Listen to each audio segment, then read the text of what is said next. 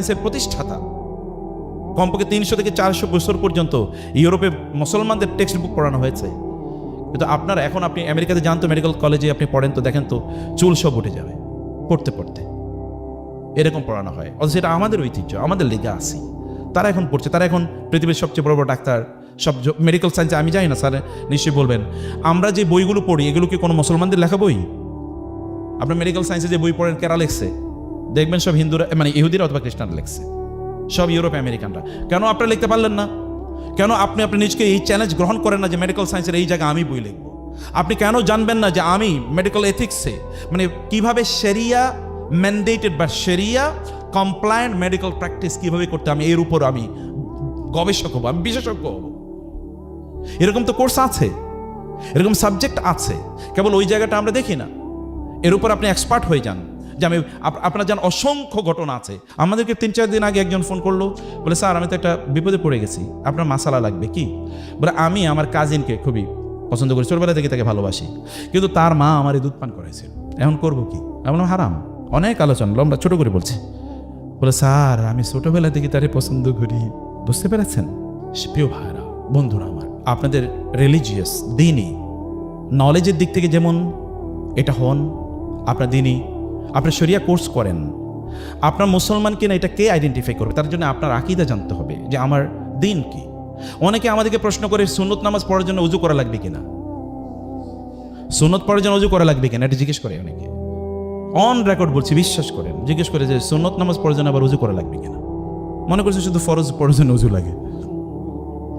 একজনই জিজ্ঞেস, আর কমন ছাত্রদের তো কমন কোয়েশ্চেন থাকে যে ফজরের সময় প্রায় যায়, কিন্তু আমার জন্য গোসল ফরজ, যখন নামাজ পড়বো নাকি গোসল করবো? কারণ গোসল করতে গেলে কি সূর্য উঠে যাবে। This are common questions and the people don't know. তাহলে তার গ্যাপটা কোথায়? আপনাকে বেসিক্স অফ ইসলাম এটা জানবেন না। আপনি অনকের তমকের বই পড়েছেন, আপনি যদি কমন মানুষ যে সকল বই পড়ে সেগুলো পড়েন, আপনি কমন থেকে যাবেন। আনকমন মানুষ যে বই পড়ে, আপনাকে আনকমন বই পড়তে হবে। আনকমন বই হচ্ছে কোরআন। কমন মানুষের বই হচ্ছে ফেসবুক, ওটা কমন মানুষের বই, আপনি সেটা পড়েন কেন? কমন মানুষের বই হলো পত্রিকা, মনে হচ্ছে না পত্রিকা খাবে। আপনি কেন খান পত্রিকা? পত্রিকার অধিকাংশ তথ্য নিউজ এগুলো সব বায়াসড, ফেক। আর ফেসবুকের নিয়োগ তো এটা নামই ফেসবুক না, ফেক বুক। আর সেখানে you invest your time, most of your time is invested over there. No, আপনি রিয়েল বুক কবে পড়বেন? যালিকাল কিতাবু লা রাইবা ফি হুদাল লিল মুত্তাকিন। আপনি রিয়েল বুক তো আপনাকে পড়তে হবে। সেটা হলো সেই রিয়েল বুকও আপনাকে অবশ্যই পড়া থাকবে। এই কারণে আপনাকে হ্যাবিটগুলো ডেভেলপ করেন। মনে রাখবেন, হ্যাবিট ছাড়া আপনি কোনোদিন এগোতে পারবেন না। আমি যেটা বলছিলাম যে আপনি ফজরের বেলা যদি ঘুম থেকে না উঠতে পারেন, আপনি দুনিয়ারে উল্টাইবেন কিভাবে? আপনি তো আপনার কাঁথাই উল্টাইতে পারতেছেন না, নাকি? যিনি কাঁথা আর কম্বলে উল্টাইতে পারেন না, তিনি কিভাবে দুনিয়া উল্টাবেন? ইম্পসিবল। আল্লাহ রাসূল বলেছেন, আল মুমিনুল কাউইয়্যু খায়রুন ওয়া আহাব্বু ইলাল্লাহি মিনাল মুমিনিদ দাঈফ। একজন শারীরিকভাবে শক্তিশালী ইমানদার আল্লাহর কাছে শারীরিকভাবে দুর্বল ইমানদারের চেয়ে অনেক অনেক প্রিয়, অনেক অনেক বেশি কি প্রিয়। আপনার শরীরের শক্তি কই? আপনি কেন শারীরিকভাবে শক্তিশালী না? আপনি খান হলো জাঙ্ক ফুড, ফাস্ট ফুড। যে ফুড ফাস্ট আসে সেই ফুড ফাস্ট যায়, যেটা ধীরে আসে এটা ধীরে যায়। আপনি এই ফুডে কেন অভ্যস্ত হবেন? এটা তো আপনার ফুড না। আপনি কি মনে করেন যে আপনার ইঞ্জিন ফেরারি অথবা বিএমডাব্লিউতে আপনি কোক ঢেলে দেবেন, এরপরে এটা আপনার 180 গতিতে তারপরে নিয়ে যাবে কোথাও? আপনার ইঞ্জিন, শরীরের ইঞ্জিনটা, লোকোমেটিভটা, সেটি তো অবশ্যই ফেরারি গাড়ির চেয়ে অনেক বেশি দামি। এখানে ভরতেছেন কি? ফুয়েল কে? এটার জন্য ফুয়েল কে? অথবা এটার জন্য আপনার লুব্রিক্যান্ট কি? What is the lubricant you are using? সেটা আপনি করতে হবে।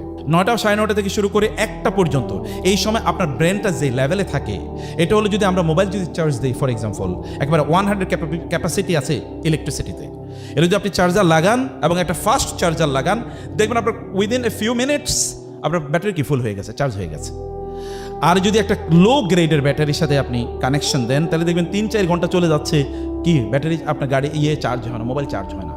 এটা আপনার যে ব্রেন যে চার্জ নেবে, চার্জ নেওয়ার জন্য তো এই সময় আপনি ওই সময় জেগে আছেন, তাহলে আপনি এরপরে কেন আপনি মনে করবেন যে আপনি খুবই শক্তিশালী থাকবেন শারীরিকভাবে?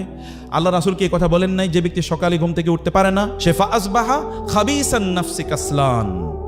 যখন সে ঘুম থেকে উঠে সূর্য ওঠার পর, তখন সে একটা খবিস অন্তর নিয়ে ঘুম থেকে উঠে। খবিস অন্তর বুঝতে পেরেছেন তো? খুবই খারাপ মানুষের মন নিয়ে সে ঘুম থেকে উঠে। এবং কাসলান, তখন উঠেই বলে ঘুমাইছে কিন্তু 8 ঘন্টা, মাথাটা জিনজিন করে, পিঠটা ব্যথা করে, পাটা ব্যথা করে।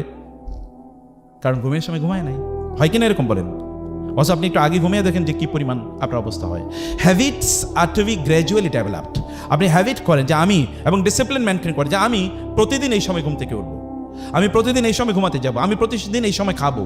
এই পৃথিবীর সকল সফল মানুষরা দেখেন এই কাজ করেছে। আপনার কমফোর্ট জোন থেকে বাইরে হন, যে আমার এটা ভালো লাগে। আপনার যেটা ভালো লাগে এটা আপনাকে কোনোদিন সামনে এগিয়ে নিয়ে যাবে না। মান তলাবার রাহা ফাকাদার রাহা, যেটা আমরা আগে বলেছি।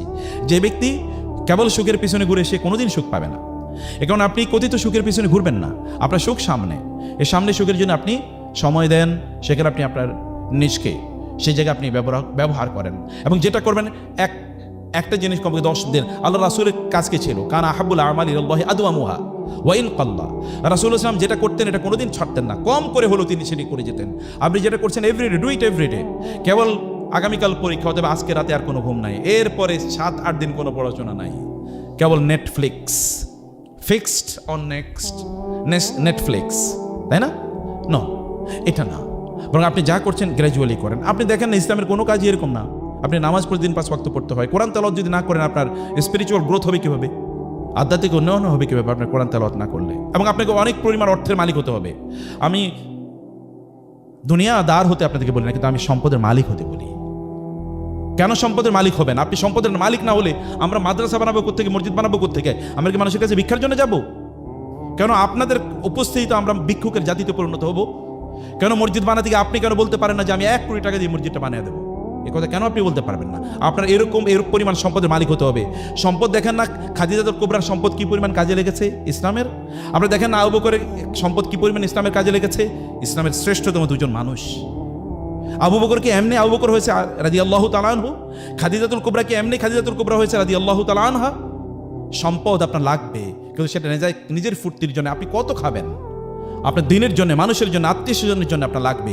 সেই জন্য আপনি যে বললেন ইন্ডাস্ট্রি করেন, আপনার মেডিকেল ইন্ডাস্ট্রি তৈরি করেন, আপনি চেইন করেন, এগুলো আপনি করতেই থাকেন। এগুলো আপনার ভীষণে থাকুক। এখনই আপনি লক্ষ্য নির্ধারণ করেন যে আমি এই সকল কাজগুলো করবো। সেই জন্য নিজকে যোগ্য করে নেয়া। কেবল 30,000 টাকা 40,000 টাকা বেতন পাবেন, তার জন্য আপনি সন্তুষ্ট, তার জন্য দৌড়াচ্ছেন, নিজকে এত ছোট করে একেবারে নেয়া আপনাদের জন্য উচিত হবে না। প্রিয় ভাইরা, প্রিয় বন্ধুরা, সময় শেষ হয়ে যাবে। সময় কোনোদিন ফিরিয়ে নিয়ে আসতে পারবেন না। এখন আপনাদের সময়, এখন আপনাদের সময়। ওয়াল আসরি ইন্নাল ইনসানা লাফি খুসর। সময়ের কারণে মানুষ বিপদগ্রস্ত হয়। যারা সফল হয়েছে তারা 24 ঘন্টা নিয়েই সফল হয়েছে। যারা ব্যর্থ হয়েছে তারা এই 24 ঘন্টার মধ্যে ব্যর্থ হয়। এর বাইরে কোনোদিন কোনো সফল মানুষকে আপনি বলতে শুনবেন না যদি দিনটা 48 ঘন্টার হতো, I have never hard anyone successful, যিনি বলেছেন। আপনার নবী 23 বছরে 13 বছর তো মক্কায় নির্যাতিত হয়েছেন। মদিনায় গিয়ে প্রথম 6 বছর তো যুদ্ধই, ব্যাটল অফ বদরের যুদ্ধ, হুদের যুদ্ধ, খন্দকের যুদ্ধ, এরপরে হুদাইবিয়া পর্যন্ত তো কেবল যুদ্ধ। এরপরে কি করেছেন দেখেন, গোটা পৃথিবী আজকে প্রায় 250 কোটি মানুষ সমস্বরে বলতে থাকে আশহাদু আল্লা ইলাহা ইল্লাল্লাহ ওয়া আন্না মুহাম্মাদার রাসূলুল্লাহ। তিনি যদি ফেসবুকে আর ইউটিউবে সময় কাটাইতেন তাহলে কি হইতো? তখন ফেসবুক আর ইউটিউব ছিল না, কিন্তু কম্পোনেন্ট শয়তানের ট্রিক সবসময় একরকম, কেবল খোলস পাল্টায়। শয়তানের ট্রিক সবসময় একরকম, একই কাম তখনও যা ছিল এখনও আছে, কেবল প্যাটার্ন চেঞ্জ হয়েছে, আর কিছু না। আপনি প্যাটার্নের মধ্যে ঢুকে নিজকে ধ্বংস করে দেওয়ার কোনো প্রয়োজন নাই। আপনি সময়ের মধ্যেই বেরিয়ে উঠুন, ফোকাস ঠিক করুন, গোল ঠিক করুন, লক্ষ্য ঠিক করুন, উম্মার জন্য অ্যাসেট হয়ে যান প্লিজ। আমাদের উম্মার জন্য কিছু, একটা ইবনে সিনা যদি থাকে তাহলে আমি গোটা পৃথিবীকে দখল করে নিতে পারি। একজন ওমর যদি থাকে গোটা পৃথিবীকে আমি দেখিয়ে দিতে পারি শাসন কাকে বলে। একজন আবু বকরকে যদি আবার পাই গোটা পৃথিবী, তখন এই আবু বকরের স্পিরিচুয়াল আলোর কারণে, তার এই আলোর, তার জ্যোতির কারণে গোটা পৃথিবী আলোকিত হয়ে যেতে পারে। একজন আল গাজালি, আবু হামিদ আল গাজালির মতো যদি ব্যক্তি পাই আমরা, তাইলে এই গোটা পৃথিবীর যে এখন আধ্যাত্মিক শূন্যতা তৈরি হয়েছে তা দূর করে দেওয়া যায়। একজন শাহী ওলিউল্লাহ মোহাম্মদ দেশে দেহলবির মতো ব্যক্তি যদি পাই, তাহলে গোটা পৃথিবীর যত আর্গুমেন্টস আছে এগেনস্ট ইসলাম মুহূর্তের মধ্যে এগুলো ধসিয়ে দেওয়া যায়। তাহলে আপনারা কেন হতে পারবেন না? আপনারা তো তাদেরই উত্তরসূরি। সেই যোগ্যতা আপনাদের মধ্যে আছে। কেবল টাইমটাকে ব্যবহার করা লাগবে, কেবল সময়টাকে ব্যবহার করা লাগবে, কেবল সময়টাকে ব্যবহার করা লাগবে। এবং এই কারণে সময়কে ব্যবহার করার জন্য এখন যারা বের হয়ে যাচ্ছেন এবং যারা আছেন, স্যারদের সাথে সময় দেন, মেডিকেলে যান এবং ক্লিনিকগুলোতে যান, প্রচুর কেজ স্টাডি করুন, জানুন, বুঝুন। আপনি জানেন তো কেজ স্টাডি ছাড়া তো কোনো পড়াশোনাই নাই। এই কোরআন কত কি পরিমাণ কেজ স্টাডি দিয়েছে, এই গল্প তো সব কেজ স্টাডি। এত পরিমাণ কেজ স্টাডি করেন, দেখেন এবং এক্সপিরিয়েন্স অর্জন করুন। এটা আপনি ব্যাপক পরিমাণে করুন প্লিজ। আমি আপনার কাছে অনুরোধ করছি, সময়টাকে নষ্ট করবেন।